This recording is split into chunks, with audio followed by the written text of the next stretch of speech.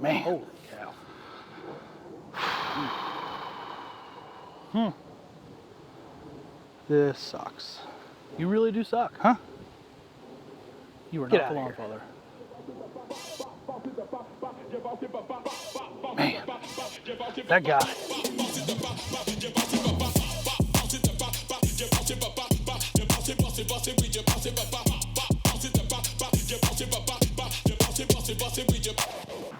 You ever been curious what happens when you have a really nice lawn and then life happens and you get complacent? Let me show you. This is what happens when you stop paying attention to the signs because you're too busy with work, kids, just life in general. You get a massive infestation of grubs. I could pull all of this up just by fingertip if I wanted to. That's what I did here. Just 3 fingers. Just comes right out. So, I've already put pre-emergent down for the year, and you're thinking, well, have fun next year. We're gonna fix it right now. I'm gonna show you how.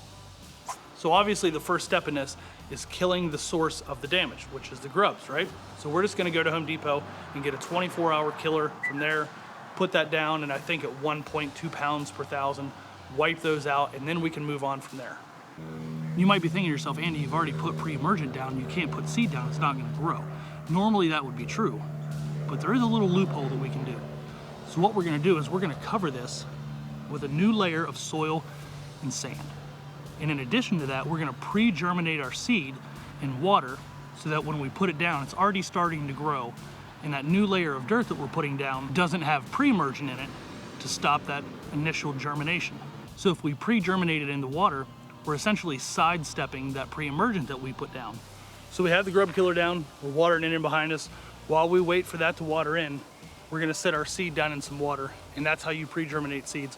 If you want more information on that, go over and check out Rooted Lawn Co.'s page. He just did a video on it. I'll put a tag up here to his video. It's a good video, all the information that you'll need. But today, we're just worrying about getting it down and fixing as much of this damage as we can possibly fix.